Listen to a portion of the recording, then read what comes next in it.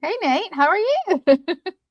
I don't believe that's any of your business, and I appreciate you stay out of my personal affairs.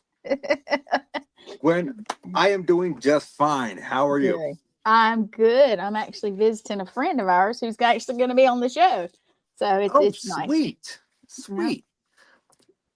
Where are you at? Wisconsin. Is it Bill? No, I'm actually visiting Kristina this week. Ah, I should have known that. I should have known, but I didn't ask before.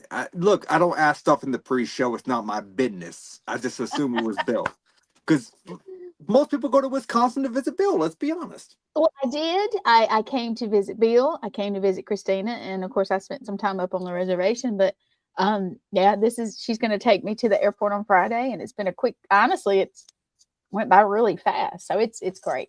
I love it I up here. love it. I love it. So it's another Wednesday, another episode of the Paranormal Unveiled podcast. And tonight we have a great guest. We have a psychic, author, and not to mention, like, this chick dabbles in a lot of stuff. Yes. And to be honest with you, it's mind blowing to me. And with my analytical mindset, I have a hard time processing the amount of things that she dabbles in. Oh, But it's a lot. it's going to be a great show. And so without further ado, welcome to the Paranormal Unveiled family, Kristina Bloom. Hey, thanks. Hey. Welcome. Thank you for welcoming me. I'm used to being the one welcoming people, right? It's weird, isn't it? Yeah. It is. It is. How you doing, Nate? I'm not doing bad. Thomas, how you doing? I see you down Hey, there. I'm not doing Thomas. bad. Let me tell you, for the first several episodes of my show, I understand how weird it is to introduce people because I'm used to being introduced. Because Right. I've been on over 150 podcasts, and that's still growing. I'm booked for I think 17 next year already. Wow. So it's. I understand how weird it is when you have your own show. Yeah. Because you kind of want to take that control and start asking the questions, but you really can't do that. I know, right? So I have to sit back and act like I'm the guest now. You But are you the do. guest. You are the guest, and this is your show. I'm just the dude asking questions. That's the way this is going to work. Yeah. But Awesome. but also, if you ever if you want to interject and just add in like side notes or whatever, you are more than welcome to do so. I mean, Well, thank you. I appreciate that. I respect the fact that you have the show. I respect your work. So we're just going to kind of go on, and I want to start off the show by asking you for people out there who do not know who Kristina Bloom is. Like, how did you get involved in the paranormal to begin with? And what exactly do you do? Well, I was kind of born into it. I was born with paranormal abilities. I had, hey, Sal. Hey. Sorry, Sal's a good friend of mine. I Sal. just want to say hi.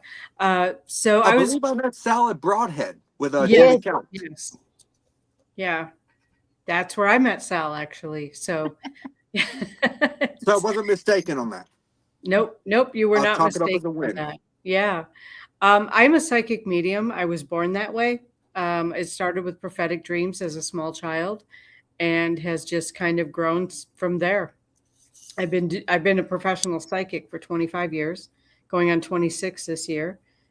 January 1st, actually, I thought I'd kick off a new year 26 years ago, and start a business. So that's when I started doing it professionally. But I have been psychic my whole life, and what do? I do psychic fairs. I do paracons. I speak. I travel a lot. I do a lot of fun stuff. You Nice. put And up go. with me. What was that? You put up with me. That's a big deal. I You mean, are that is so easy that to is put a up with. that's a job all on its own. Oh, actually, Nate, the one that you should feel bad for is my husband because he's got two of us. Yes. He He's does. sweet. But going into the chat, actually, just because I saw the comment, Sal, I'm booking for my podcast next year. I'd love to have you Hey, come on as a Brandon. guest if you're interested. Awesome. Hey, So, Brandon. Hey, Hey, Brandon. Morgan. Hey, Nicole. Hi. Morgan. Yeah, hey Morgan, everybody. Wow. I want to throw that out to Sal. If he sees it and wants to, dude, send me a DM. I'd love to book you for next year. I enjoyed meeting you and I thought it was a great interaction. Yeah. Um, Cool. so I have noticed throughout my little research here, and I just want to make sure that I am corrected and have the correct information. Okay, so you call yourself a paramystic, or is the paramystic the name of your podcast? It's mainly the name of the podcast. So it's Okay, paranormal and mystical. okay. Because I was sitting there thinking, I was like, what in the hell is a paramystic? I have never heard that term in my fucking life. Yeah, let me turn this on real quick Yeah. here, by the way. Yep, there Yeah, it is. disclaimers. There we go. There it is. Oh, we don't Yeah, need those. We're okay. it's all good. It's all good. Yeah, Nicole, I've not paramystic forgotten is about you. it's just it's a word that I came up with for a show, basically to do Okay. a show, and so it's um, where the paranormic meets the mystical is where it came up with, and now it's kind of sort of sticking as my name. So Paramystic Kristina is becoming like my thing. I like it. That's fair. That's fair. That's why Yeah. I wanted to ask, because I was sitting there and I was sitting there and I was racking my brain, and I'm like, I have never heard of anyone refer to themselves a paramystic. What the fuck is that? It's something I made up. I love it. You know what? You gave us a good explanation, and I'm here for it. So I am all Awesome. good with that.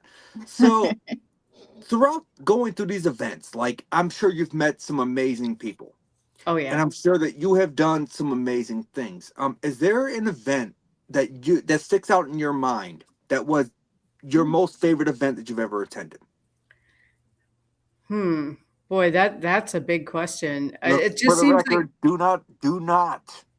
do not feel bad about hurting Charles and Thomas's feelings if it wasn't their favorite. If it wasn't your favorite, they'll be okay.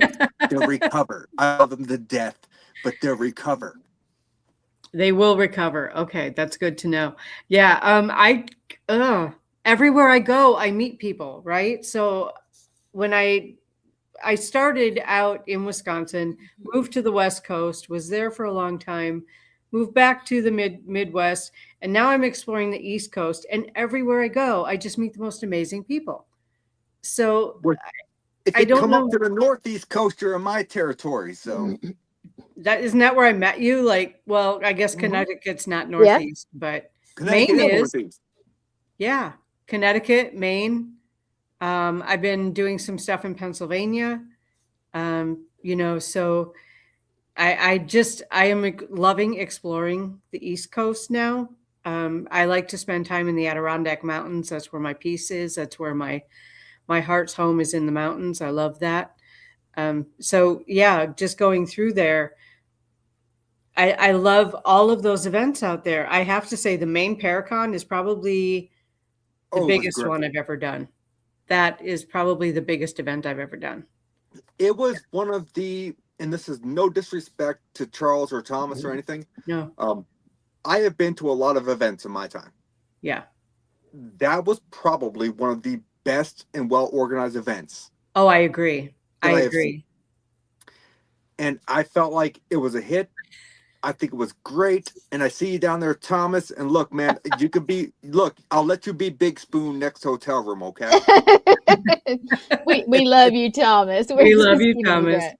And there was a whole inside joke to that. Thomas knows what it was, but I'm I'll let sure you be he Big does. Spoon next time. Yeah. But Yeah. Can but I no, just like, toss in there something real quick? yeah. Gwen has been actually telling people that the reason we got kicked out of the Airbnb is because I got drunk and out of hand. It was a joke. It was a joke. I could see it. I was thinking, thank you, Nate. See, that's why you're my favorite work husband. Yes. I could see it, but no. I'm pretty sure it's because me and Jimmy Pettitino were outside fucking sucking down cigarettes like they were air. Yeah. Yeah, but it was a great event though. Like It was. overall, like Connecticut was amazing, and I had so much fun there.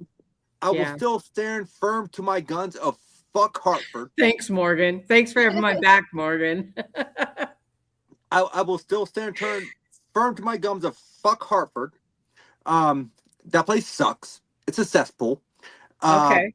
And also, Nicole, I saw your comment earlier about being someone's favorite. You know what? I'm someone's favorite. but who the hell knows whose? But but no, like Connecticut was a really fun event. I really enjoyed it. Yeah, I thought we had a lot of great guests there. we did. Same thing with Salem. Like Salem had great guests as well. Yes, it was. I And liked it very much. all the speaking events, they went flawlessly.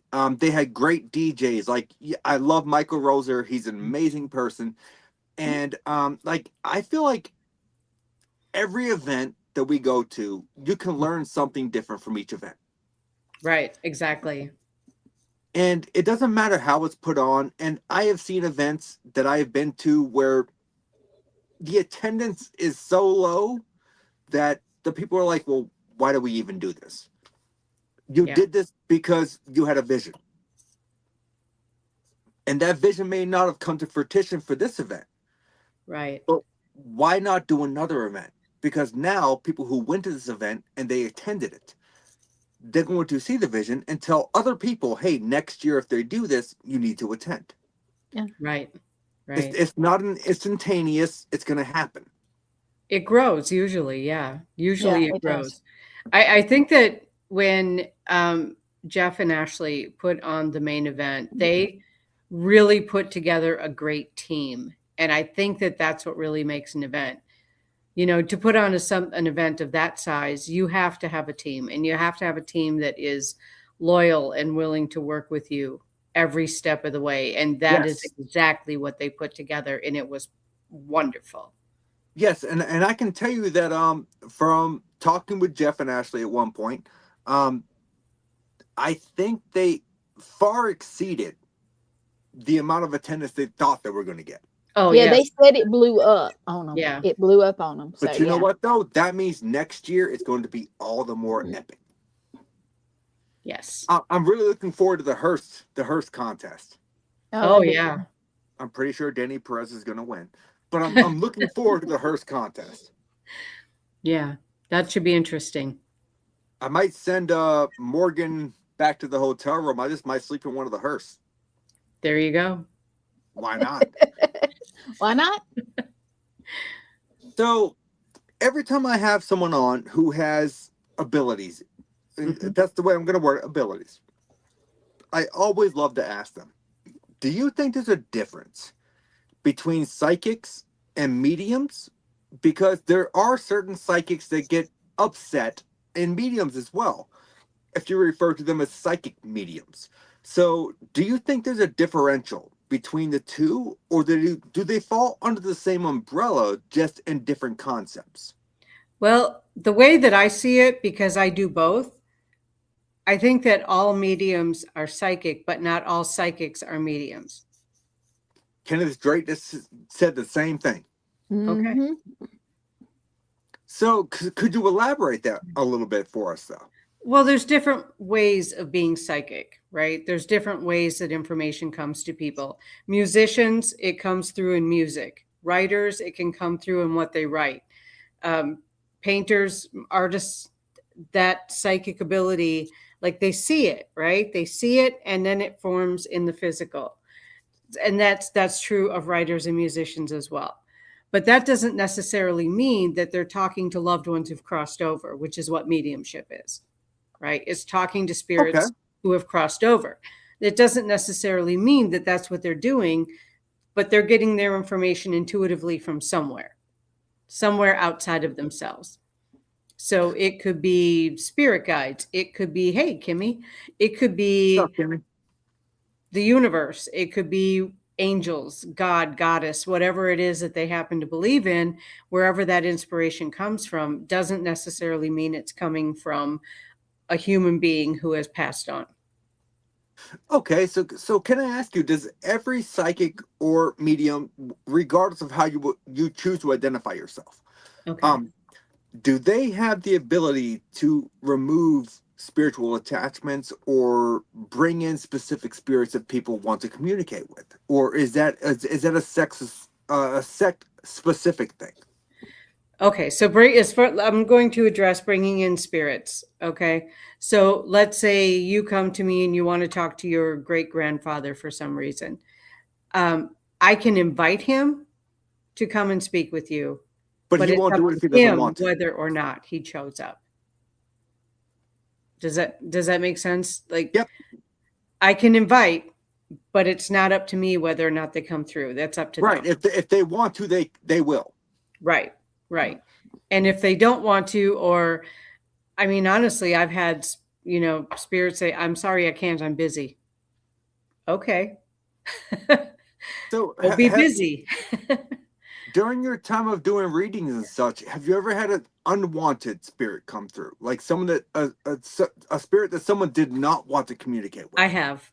I've had people who've had like their abusers have come through and they don't want to speak to them. So I just tell that spirit, nope, not going to happen. It's not going, they don't want to talk to you. So I'm not going to talk to you. So yeah. And you said something about what was the first part of the question? Helping them move on? Yeah. Is that part of the question? Okay. It was part. Okay. I can't make another one move on, a spirit move on, but I can invite them. I can offer them ways to move on. An example will be the easiest way to do it. Okay. Years ago, someone had asked me to come and deal with something that they had in their backyard. They had a 7-year-old child at the time who every time he went out and played on this play structure that they put up, he would get just outrageously angry, just unreasonably angry. And they asked me to come and figure out why, because anything else he did in the yard, he was fine. He could go kick his soccer ball around. He could play basketball. He could do whatever, and he wouldn't get upset. But when he played on this play yard, he would get upset. So when I went there, I just asked my spirit guides to show me what is it that's upsetting about this play structure. And it wasn't the structure, it was where it was located. Mm-hmm. A couple of centuries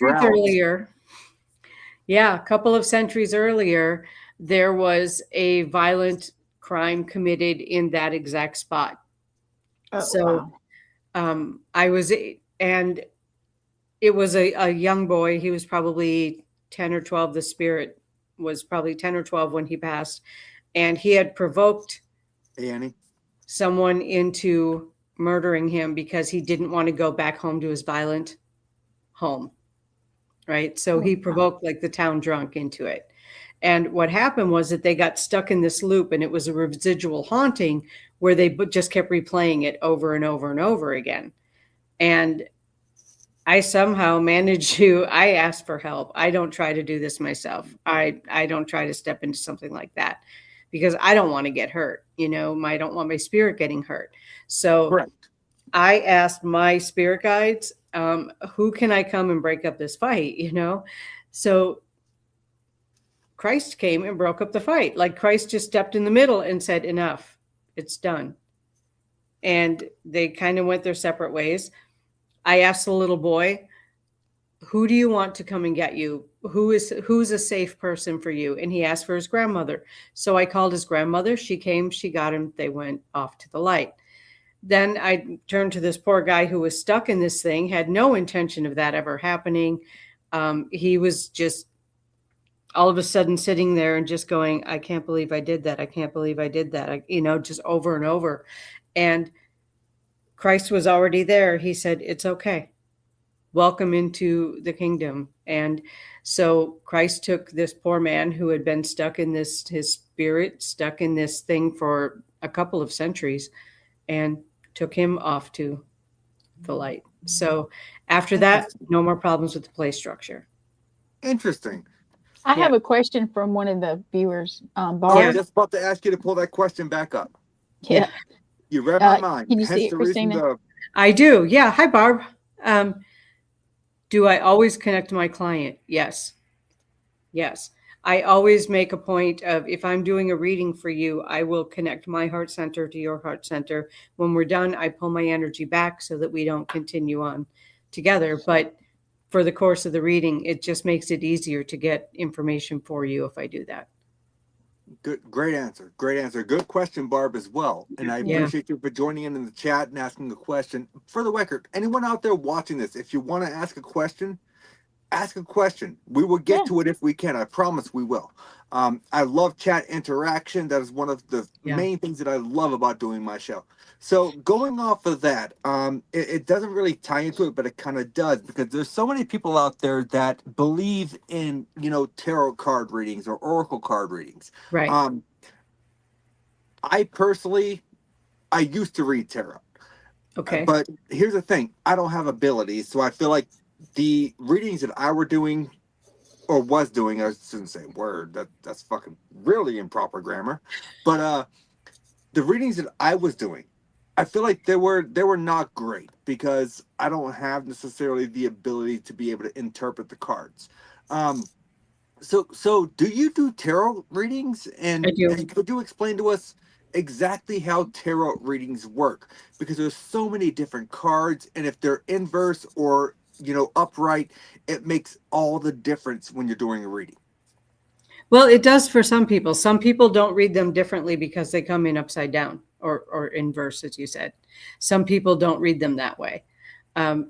Honestly, for me, I connect into the person just like I would if I was doing mediumship or any other kind of reading. So when I connect in with the person, they want to do a tarot reading.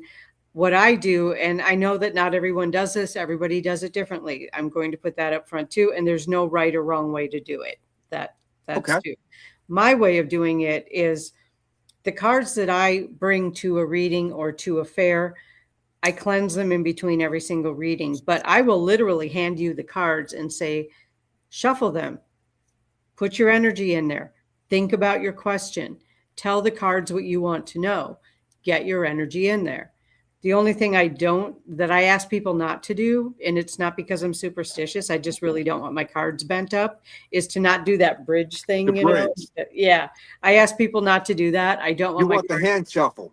The hand shuffle is fine. I've had people put them on the table and just mix them around and then put them all back in a pile, whatever. Just don't bend up my cards. That's all I'm asking. And yes, for the viewers out there, I realized how dirty my hand shuffle thing looked. I know how it looked, but that was not the case of what was going on, okay? But no, I understand that, because I have 2 tarot decks here. I don't read tarot anymore because, like I said, I suck at it. But I never liked people bending my cards. Yeah, I didn't like it, and so I get that. But you're 100% right on handing them the card stack and saying, "Hey, I need you to do this," so you can imprint your energy onto the stack. Yeah, and some people won't do that. Yeah, some people don't want other people ever touching their cards, and that's fine. I have no judgment about it. We all do things differently. So, I actually have met a few people like that, where they're like, no, I don't want the clients to touch my card. And I'm like, okay, then you're not, and this may be controversial, but you're not technically reading the cards, then you're reading the person. Well, I'm reading the person anyway. The cards could be clues. Yeah. The cards could be. Yeah. So, like I said, I'm not good at tarot, so I could learn something from you when it comes to that. Right. Well, we all learn from each other. As far as doing a reading with tarot cards or with any other kinds, I have soul cards too that I really love to read with. But for me, it's, hey, Gail. Thank you. It's a matter of the cards give me clues, but it's also about, it gives the person something to look at. And so, it's another way for people to connect. So they're listening to me, they're hearing the reading, they're feeling the energy, and then they're seeing a visual. And it all kind of helps bring it all together. When I have tried to do tarot readings and not connecting, it's not a good reading. Hi, Lisa. Hey, Lisa, thank you for joining in.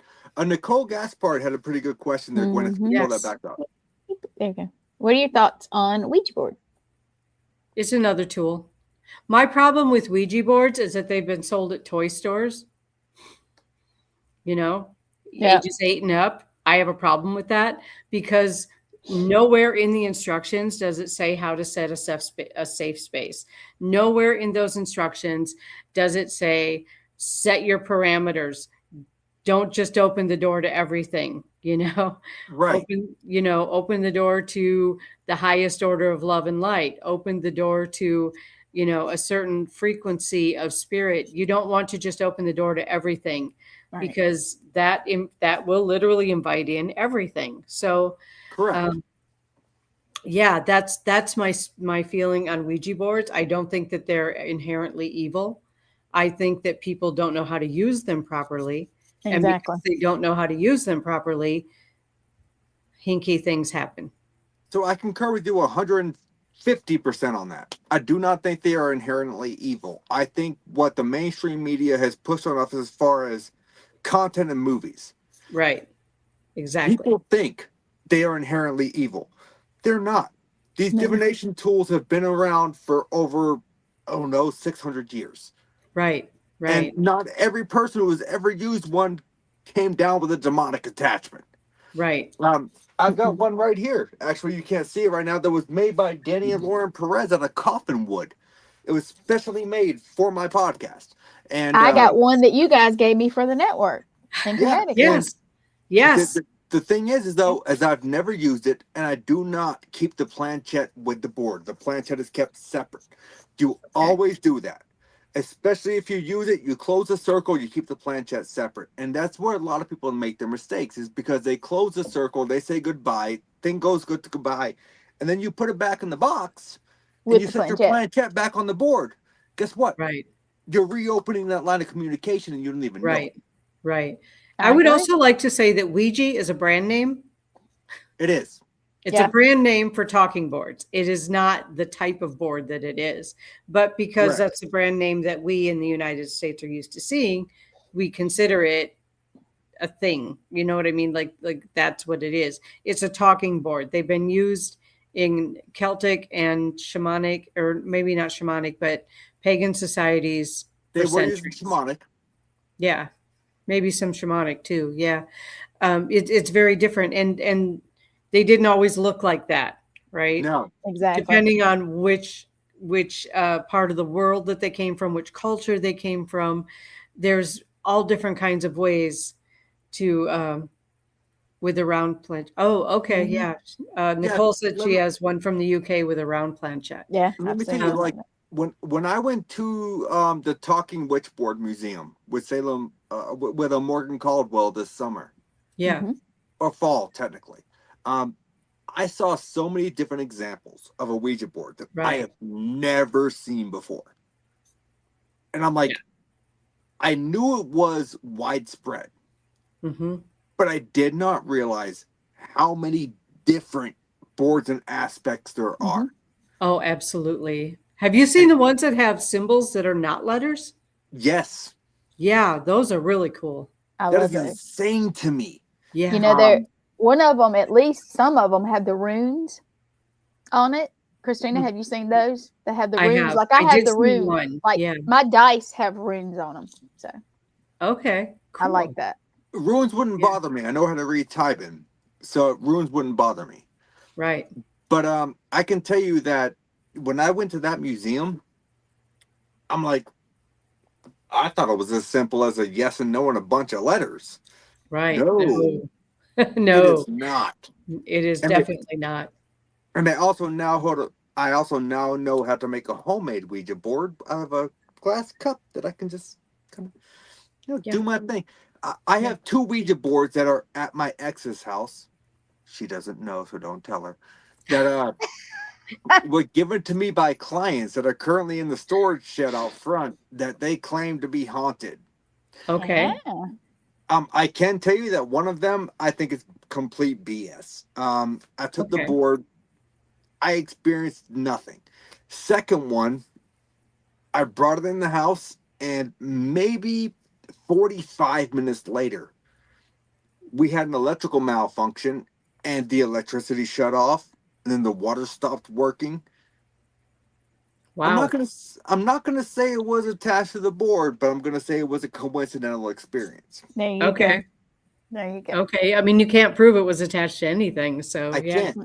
Yeah. But I've left it on that property, and she's not experienced anything since. So I mean, as far as I'm concerned, I can chalk that up to a didn't happen. Right. But I do need to go and collect those though, because I do want those. Anyways, so you started a program called Intuitive You. Yes. Can we please speak more about that? Absolutely. Intuitive You is a psychic and personal development program. I have the first level book written and published. I'm working on levels 2 and 3 publishing it, but I've been teaching all 3 since 2007, I think. So it is, I'm a Virgo. I'm the Virgo from hell. I've got 5 or 6 houses in Virgo in my chart. So I have all of these different, my brain works in bullet points, right? I'm not about fluff. I'm not about going into depth on a whole bunch of stuff, because I will go into depth. Hi, Kristen. I will go into depth when I'm teaching, but I taught from bullet points for years. So I finally put it into a book. And that the book is available from my website. It's available on Amazon. It's about $10. It's not an expensive book, but it is a very clear, here are the clairs. Here are the different ways of receiving information. Here's the different, there's the cover of it. Yeah, right there. so that would be the book Intuitive You, Psychic and Personal Development. Yes. Yes. That's level 1. Uh-oh. What was that? Yeah, I'm getting. You just post, Gwen. I was trying to take that down so everybody could see your book. Was it spam? No, it wasn't spam. It was me. It wasn't one of those weird like porn links, was it? No, you so crazy. No. So that is what she has to deal with every week. I know. Nah. I get it. Gwen is great. She's the most conscientious house guest I think I've ever had. But the program is really, it's a step-by-step. This is how you recognize what your abilities are, based on the thought that everyone has abilities of some kind, right? So in the book, I go through different ways of recognizing what your abilities are. And that's one of the key aspects of that level 1, is really recognizing how you experience what your abilities are. So we go through clairvoyance, which is clear vision. Clairaudience is clear smelling? Yeah, clear smelling. Mm-hmm. Clairaudience is clear hearing. Clairsentience is clear feeling. I'm just going to, hi, Raven. I'm just going to address that one real quick, because that's kind of the most common kind, is you get a feeling, right? Everybody has had like a gut feeling, or maybe goosebumps or something like that, right? So that is the most common kind. Hey, Raven. Unfortunately, clairsentience is not the clearest form, because you get the feeling, but what does it mean? Sure. So then you have to figure out ways of well, I feel like something is here, but what is it? So it's the most common, but it's not the clearest. There's claircognizance, where stuff just pops into your head and you're like, wow, where'd that come from? Mm-hmm. Where an idea that happens to me all the time. Yeah, that's claircognizance, and it's a psychic ability. So it's not. It's not. I don't believe in psychic abilities. So. Oh, okay. Well, I do. In my world, me and Morgan have this argument all the time. She's talented, by the way, very talented. She is. She's very talented. I know. When I met her, I'm not gonna lie to you. She has made me believe that psychic exists, but I don't believe I have abilities. So therefore, I'm just going to go with what I said, that I don't have abilities. All right. We're going to go with intuition then, because you do have intuition. Yes. You get gut feelings. You get goosebumps. You get those. I do. We're going to call that intuition then. Okay. I'm just stubborn and hard-headed. Well, that could be. Oh, yes. Yes. No, she'll agree with me. Yes. She will. I'm sure she will. But the book goes through all of those. And then there's also, there's practice exercises that are in the book. There's ways that you read through. You can feel someone looking at you. Yeah, definitely. I get that one a lot. Gwen has even noticed like the spirits in my home. And I live in a condo complex in a fairly new neighborhood. So Yeah. What do you Oh, mean there's we're more making than you blush one with the here. compliments? I mean, if you're good at what you do, you're good at what you do. It's a fact. Right. She is. Right. Let's see. Exactly. I can tell what people are thinking often. Yeah, me too, Yeah. Christine, and it kind of sucks. I agree. Well, I hope no one ever realizes what I'm thinking, because let me tell you, if they do, they're gonna need fucking therapy. That's why I need therapy. I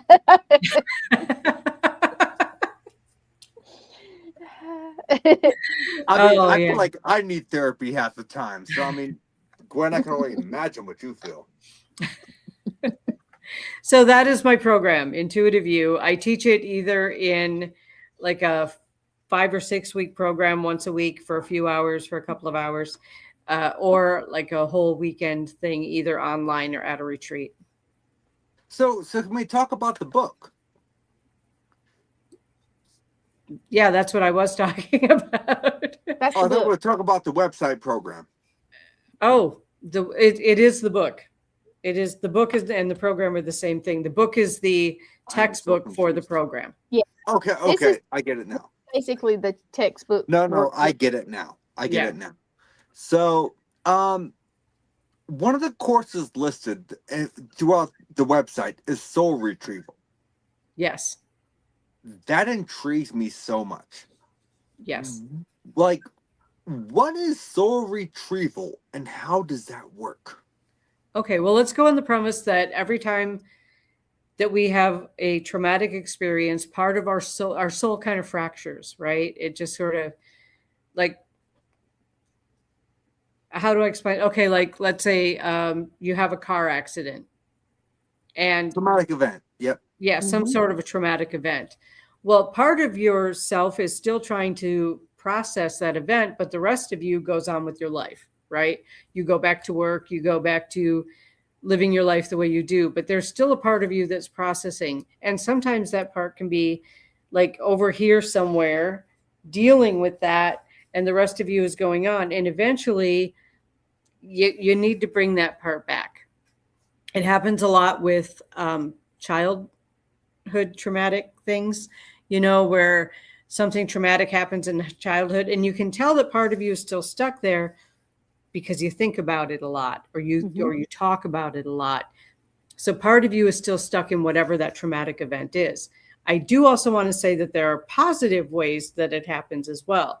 Like when you go on vacation and you come back from vacation and you feel like you need a vacation from your vacation because you're not all there, you're not all back, you don't feel rested and relaxed because part of you stayed there.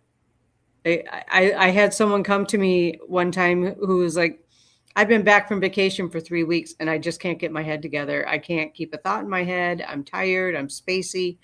And so I went and checked, and part of that person's soul was still sitting on a beach looking at the ocean. Now, we live in Wisconsin. I don't blame them. What was that? I don't blame them. Yeah, I don't blame them either. But she couldn't function. She couldn't function without bringing that part back because there was so much of her left there. So I had to bring that part back. And for me, it's like walking up to somebody on the beach, tapping them on the shoulder and saying, hey, time to go home. Let's go. And that part of my soul would go, no, ma'am. No, ma'am. I'm staying on the beach. Sometimes it is an argument. Yeah. Sometimes it's an argument. Yeah. You would have no argument for me because I fucking hate the beach. Well, me too, but I don't hate the beach, but I'd rather be in the mountains. So I love the beach, the mountains, but I tell you, I do love the snow up here. I'm crazy. I know. No one likes the snow, Gwen. What is wrong with you? I love the snow. I'm a mess. You're both delusional. We went out walking in the snow last night. Did you see the pictures? Last night for like an hour. Were y'all holding hands and skipping as well? Oh no, there was ice out there. There was no skipping on ice. Yeah, no. You're both delusional. Snow and ice sucks. Well, I'll tell you this. You remember I fell like months ago and hurt myself, and and there was no snow then. I'm just and there was no snow. This was during my walkabout, and hurt my knee, and So with no snow, you slipped and fell. I fell in the bathroom. I fell in the bathroom. Once again.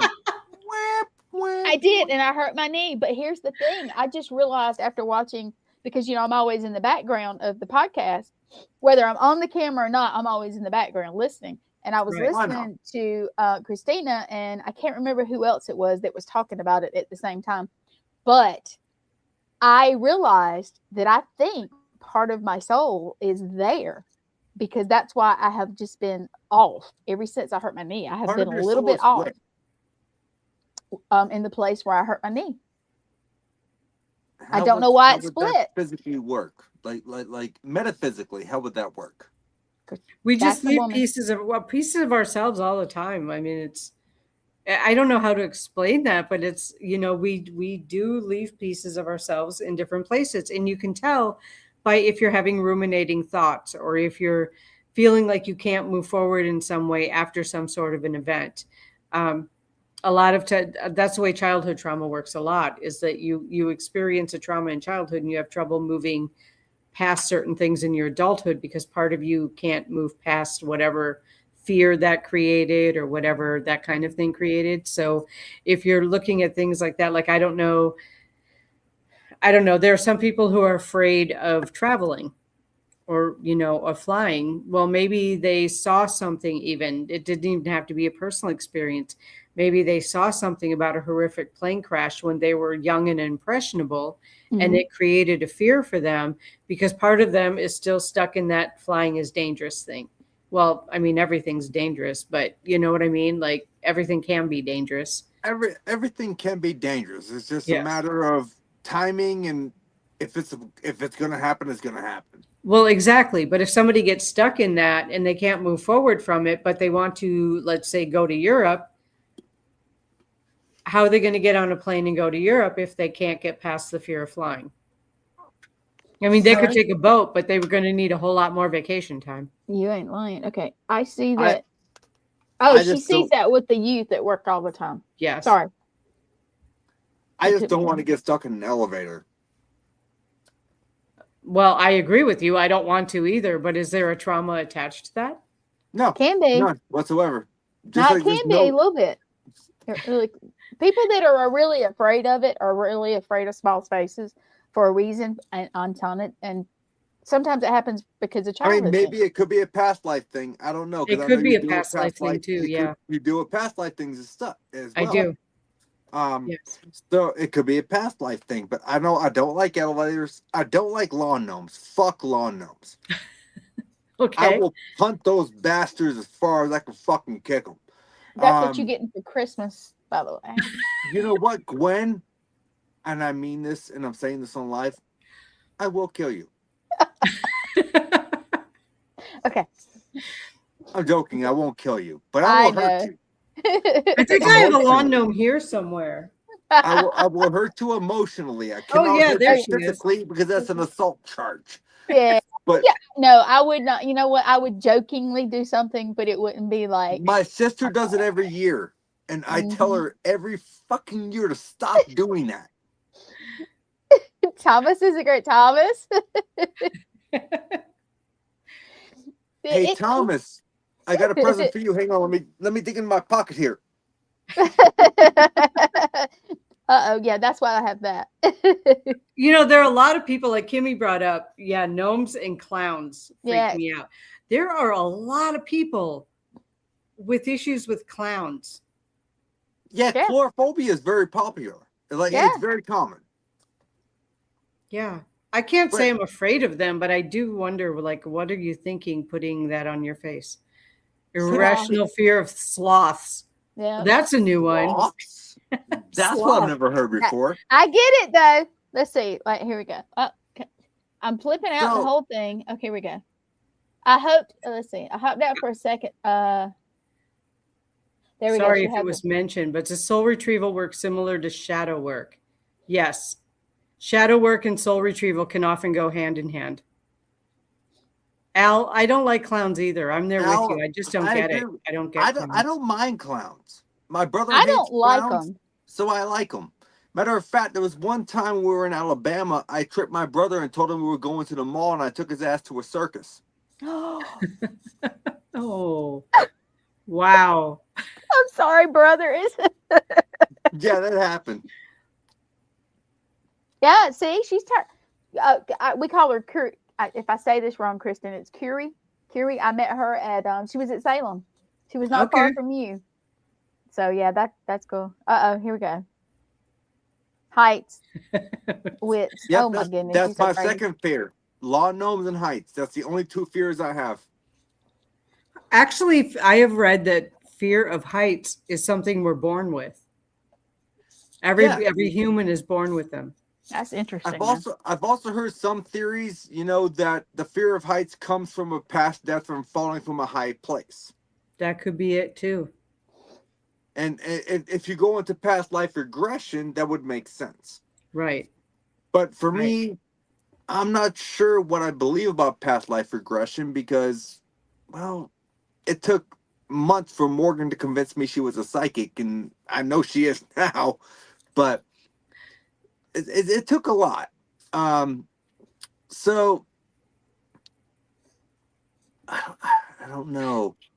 I'm running into an impasse here because I have a few different questions I want to ask. I'm not exactly sure which direction I want to go. Go with the first one that comes to your head. It doesn't work that way with me. Oh, Lisa has I have that fear as well, being trapped or unable to leave any situation. I mean, who doesn't? Yeah. Who does like that? Nobody likes it, but there are some people where it's like it's terrorizing for me. Like I went to look at an apartment and it had a small kitchen that you'd only had one exit and entrance. Nope. Nope. Not doing it. That would be horrible. Yeah. So we touched on the first book. Yes. Tell us about your second book. Oh, Wisdom for the Age of Ascension.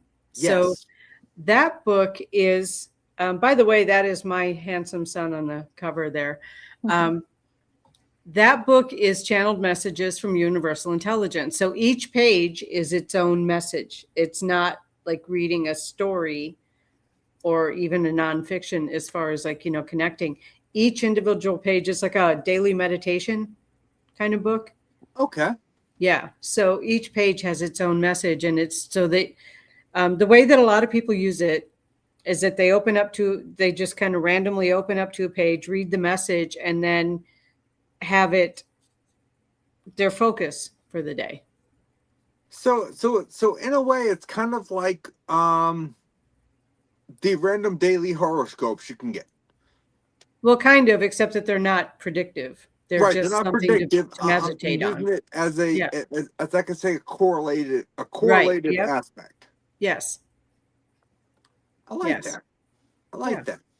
It's just a paragraph or two, and then it gives you something to think about, meditate on, focus on, whatever for the day.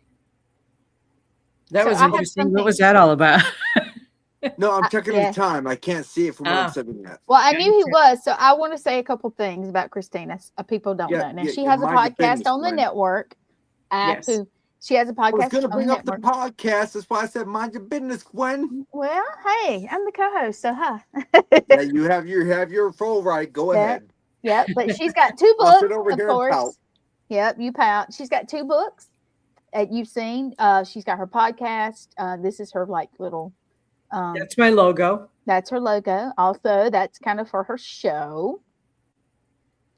And also, I don't know if we can talk about this yet, but Yes, we can. Yes, we can. We can. Okay, so Jamie let's talk about it. Okay, there it is. It is. She has a show that's been filmed, but it has not found a home yet. Yes. But Kristina, tell us about it because I'll spoil the whole thing because I'm excited. So I went to England in May, going to the Crypticon UK. And my friend, who is also a co-host on my show, I'm a co-host on his show. He lives in England. And we met up and we, in 1 week's time, filmed 10 episodes, fully produced half-hour episodes of a paranormal TV show. All of it done during daylight and all of it 100% mediumship. So it's that we didn't have spirit boxes and REM pods and all of that.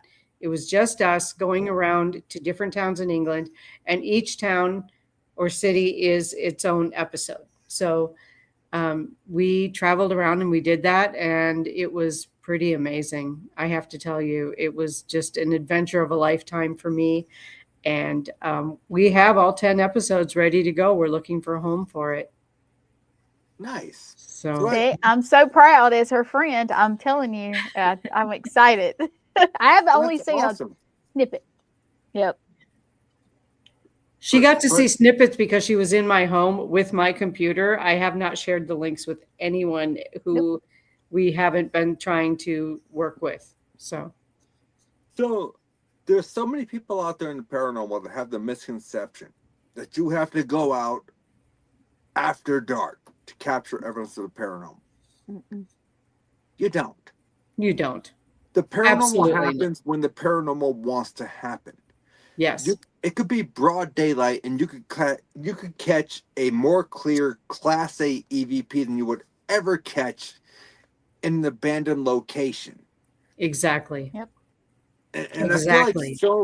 I feel like that kind of works with in aspect, and maybe I'm just fucking delusional, which is very possible. Ask my girlfriend; she'll tell you. That it kind of works hand in hand with mediumship as well as far as mediumship works, because people think that mediums only pick up on things at certain times. Yeah, that's not true. Yeah. Mm-mm. Yeah, absolutely. We literally started out at like 4 a.m., and we would drive to our next location, which was about 2 hours, and we would start filming at like 6 a.m. and start talking to spirits. And I just want to share this because I thought it was so interesting. Like, we would go to a building that was a stone building, but maybe those stones came from the remnants or the remnants of other buildings that had been knocked down or whatever. So all of the different stones have their own energy, but you put them together to create this new building. But I could touch one stone and get one story, and touch another stone and get another story. We did so much psychometry just being able to do that. And I just found that really interesting because the stones would carry their own history with them. Yeah, because psychometry is a whole different aspect when it comes to the paranormal altogether. Yes. You have the ability to place your hands on an object. Yes. And then you can feel. I get images. Sometimes I'll hear something. Yeah. It is interesting. But I was getting like movies playing out in front of me by touching different stones or different buildings it was really amazing. So I see we've got about 7 minutes left. You can ask Gwen. I'm a fucking time Nazi. He absolutely is. Time Nazi. So can I ask you, where can people find this Intuitive View program, and what kind of programs do you offer?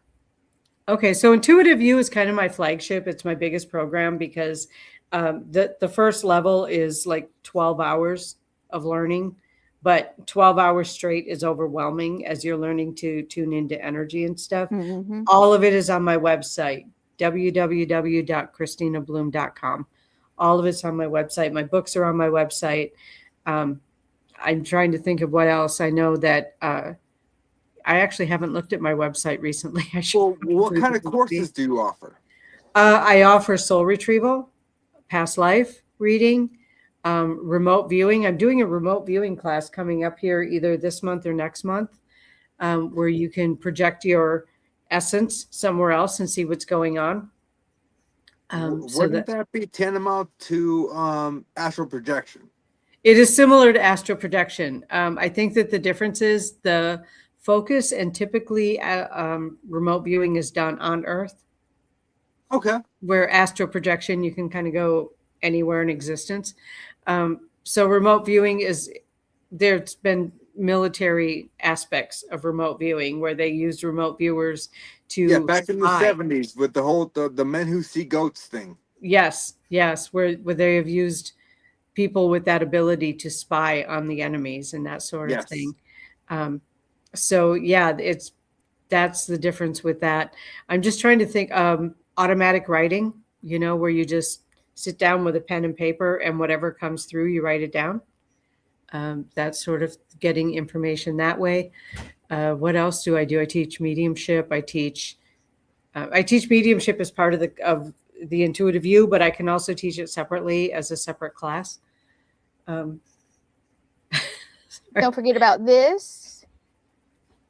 That is, hold on. Look, there is a whole list of stuff that she can do. On my website. Yeah, there's like 20 classes listed. I'm trying to remember like all of 20 them. classes. Like there's a lot of classes. Yes. My curiosity, something about spirit and communication with animals. Oh yeah, basic animal communication. Yes, I teach that as well. Like, what the fuck is that? When I communicate with animals, they show me pictures because animals don't typically speak in words. They don't have a phone. Right. But they beam me pictures intuitively. Like I see them in my third eye. With you. I just don't get it though. Like the communication with animals things though. Like, I'm not gonna lie to you. Like, everything else on your site, I am 100% for. That one, it puzzles me. Okay. Why does it puzzle you? Because I just don't see how someone could communicate with animals, just like Rob Goutreau claims to be able to be a psychic to animals. I just don't believe it can happen. Maybe because you haven't experienced it. Or maybe I'm just too hard-headed. Maybe. Yeah, that's true. Hey, he's a skeptic. He's always a skeptic. I invite skepticism because I think skepticism to a point is healthy. Yeah, I am not discrediting it whatsoever that it could not happen. Right. I'm just saying, like, for me, like, what am I going to say? I'm going to talk to my dog and say, hey, do you want food? And it's going to say yes. Like, what's the point?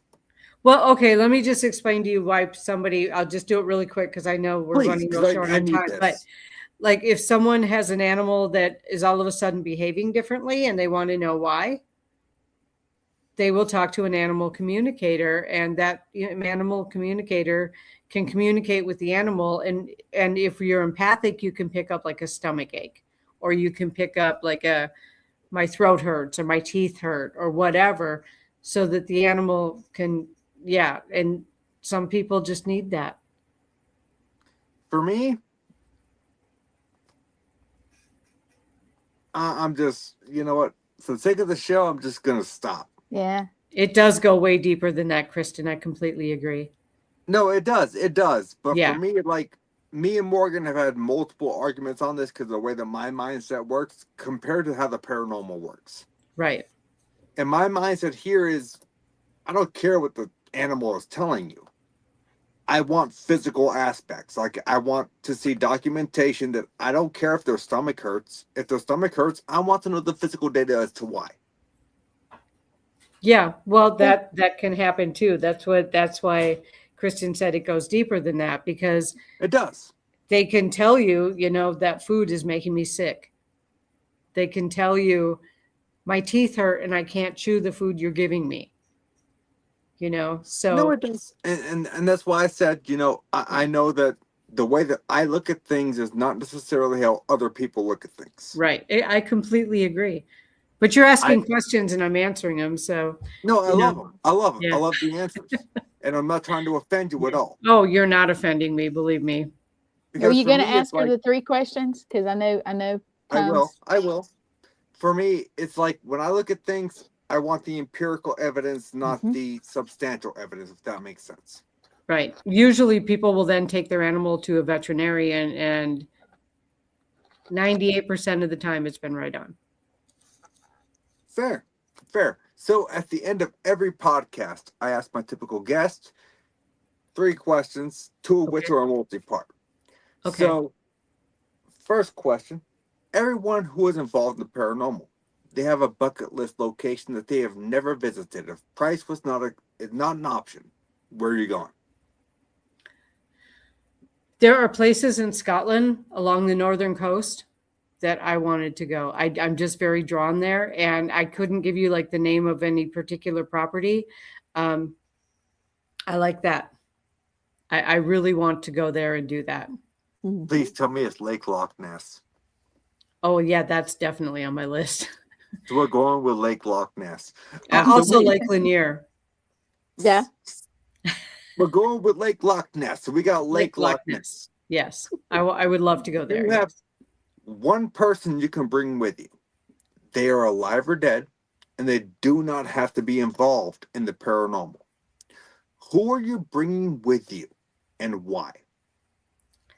See, now 3 people popped into my head right away. One is my husband, because he's my husband. Gwen, because we both want to go to Scotland. So bad. Who doesn't? Who doesn't? To be honest, who doesn't? And Glenn Bodice, who I did Into the Void with. All right, well, you're gonna have to break it down to one. Wow, I don't know if I can do questions that. here. These are hard That is a questions. hard question, but Glenn and I had already talked about doing season 2 in Scotland. Then Glenn. That's fine. Glenn. And I'll be your PA. So yeah. All right. There we go. So you're bringing Gwen. Glenn. The guy, Glenn. Yeah. Why do the name have to sound so familiar? It does. Glenn Bodice. He's my co-host on this show. Yeah. So what piece of equipment, and you can only bring one, nothing else, that you trust, what piece of equipment are you bringing with you, and why? My intuition. I typically don't use a lot of equipment. I might use maybe a pendulum or divining rods, which to me do the same job. So that's fair. That's fair. So Gwen, after this podcast, remind me to end in a subnote of yourself cannot be one of these answers. I'll tell you, if I went, I would pick Kristina as my tool to go. Thanks. Are you saying she's a tool? Well, yeah. She just said I'm a tool. That's a little She's rude. a tool. She's a tool, man. No, That's I'm serious. I tell you what, I have been at this woman's house since Friday, and it's been great because she's felt better. You got more patience than I do. Yeah, probably. Her or me? Yeah, true. But I want to kick myself out of my own house after 2 days. Well, she took me to a haunted train. She took me to a retreat on the same That's property. fair. That's look. All you had to say was haunted train. If you take her to haunted places, it's all warranted, and I'm for it. Yeah. Yep. I've seen spirits in her house, like at 2, I think, and then I had another experience. Maker's Mark does not count as a spirit. Nope, not here. Not here. No, it's been great. It's been great. I'll be real with you, and she's super talented, guys. She really is, and I'm trying to learn what I can from her also, and she's great. No, she's awesome. Kick yourself out of bed. She is. Yeah, Thomas, kick yourself out of bed. And yeah, I might make my jokes from time to time, but Kristina, I love you. I love you too. Thank you for having me on. So do me a favor before we end the show. Plug your stuff. Where can people find you? Where can people go and do your classes? Where can people find you? Okay, you can find me on multiple multiple social medias. I'm on your swag. And my swag, yeah, she just popped up my swag site, Pure Intuitive Magic. It's pure intuitive magic.printify.me. So that is where I have my swag and a bunch of other fun stuff. That's my website, KristinaBloom.com. You can find me on Facebook at Kristina L. Bloom Spiritual Advisor, or my group, Kristina Bloom - Your Spiritual Advisor. I'm on TikTok. I think it's Kristina Bloom 7. I gotta go follow you on there. I don't think I do yet. Yeah, I have what is it, Instagram? I'm on Instagram. I think it's Kristina Bloom SA. I'm just trying to remember for SA for Spiritual Advisor. I'm trying to think of what other networks I'm on. I'm not really sure. YouTube. Yeah, YouTube. Yeah. ParaMystic podcast on YouTube. ParaMystic podcast with Kristina Bloom is the name of my YouTube channel. Yep. So if you don't remember them all, that's all good, because I'm pretty sure you have your links attached to every single social profile you have. Yes, I have a link tree with all of it listed. But yes, that was a great list. But let me tell you, Kristina, thank you so much for coming on and spending an hour with me tonight. Actually, a little bit over an hour. Yeah, we did go a little over. That's fine. That's fine. Nate, it's no big deal. It's really not. It's okay. When mind your business, I was talking to the guest. I will hurt you. Calm down. I know it. No, Oh my, this is what makes our show so great. Like this it It is. exactly And what I makes our need to show I so need to great. thank Kristina too, because I was chatting with Nate, and he was like, everybody's busy, and I'm like, I'll get you somebody, and Kristina goes, I'll I do it. was so confused what was going on when you sent me the initial message of, do you want us both on the same camera or separate camera? I'm like, what the He fuck are was you like, talking what? about? Okay, but I'm visiting her, and I didn't Thanks, think. Morgan. Thank you, Yeah. Maria. He didn't realize. I don't think, even though Yeah, I I had said it. no idea. Yeah, it kind of went like he didn't get it. Yeah, so I'm like, Yeah. what the hell are you talking about? Like, I just want you there. You're my co-host. Why wouldn't I want you on the camera? And she's like, no, do you want separate cameras or the same camera? I'm like, what the fuck are you talking about? yeah. I had to spell it out. I am staying with Kristina this week. Yes. Oh yeah, Yes. Welcome to my tism. Oh But my Kristina, That goodness. one might thank have you been influenced from the outside, though. That tism might have been like an outside influence. Yeah, true. Oh no, it's just me naturally. Okay. It's how I am. But Kristina, thank you so much for coming on and spending an hour with us. If you wouldn't mind hanging back in the background, Yeah, I'm sure absolutely. Gwen's got a few more ads to run, and I want to ask you a few other questions, and we'll be done. Awesome. Thank you. Thank you for having me on. I appreciate it. No, I Thank you, enjoyed it. It was a Kristina. great Yeah, me conversation. too. Thank you. It was fun. All right, I'm gonna put you in the back. See you in a minute. Okay. So Gwen, what do you think of the conversation? I love it, and she's so interesting. She's into so many things. She could fill up 5 shows at No, like least. I mean, she is into so much stuff, and I couldn't even hit on a quarter of what I wrote down. That's the right. bad thing. So I'm definitely gonna have to have her back on for another show next year. Absolutely. But the simple fact of the matter is, I already know I ran over the time. So everybody, that was the Paranormal Unveiled podcast with Nathan Elwell, my co-host Gwen Johns. Please come back and join us next Wednesday, same spooky time, same spooky channel.